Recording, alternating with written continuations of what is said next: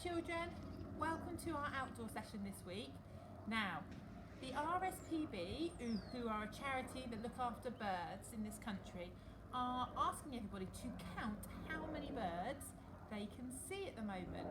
Now, at this time of the year, there's not as many birds around. Lots of them have flown off on their holidays, flown off to much warmer climates.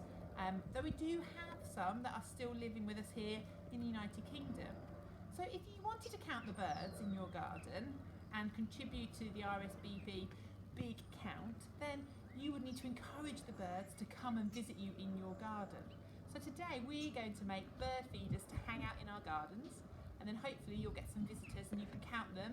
And then on your daily timetable this week, I will put the link into the website that you need to visit to put in your count of how many birds you have counted. And you need to do that counting between the 29th and the 31st of January.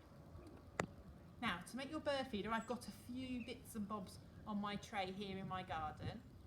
I've got ice cream cones. Don't normally have them in January. I've got peanut butter.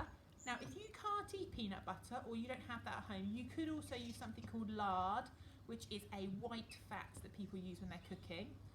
I've got some bird seed or nuts, whatever you've got lying around at home. I've got some more nuts and a few bits of dried fruit here, and then I have crushed up some breakfast as a Weetabix. I've crushed up some breakfast cereal as well and popped it in this bowl.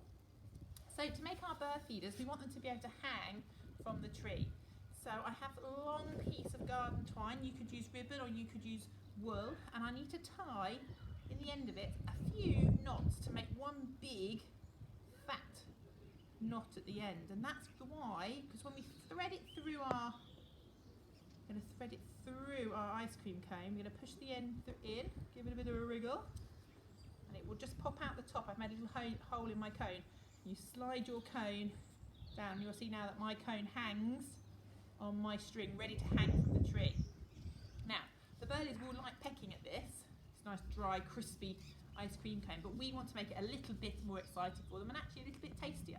So this is when the peanut butter or the lard comes into play. So you're going to get messy hands now. Use your peanut butter or your lard and spread it all over your ice cream cone. Now, it's easiest, even though it's quite messy, to use your fingers. Be careful, don't squeeze your cone too hard, else your cone will crack. But you spread your peanut butter very carefully all over your ice cream cone. Now I'm getting quite sticky fingers here. So make sure that nearby you have got something. I've got a cloth out with me. Oops. You thread that on. And spread it on like that. I've got a cloth out with me to wipe my fingers on. So I've spread my peanut butter onto my ice cream cone. I'm going to wipe my fingers clean now.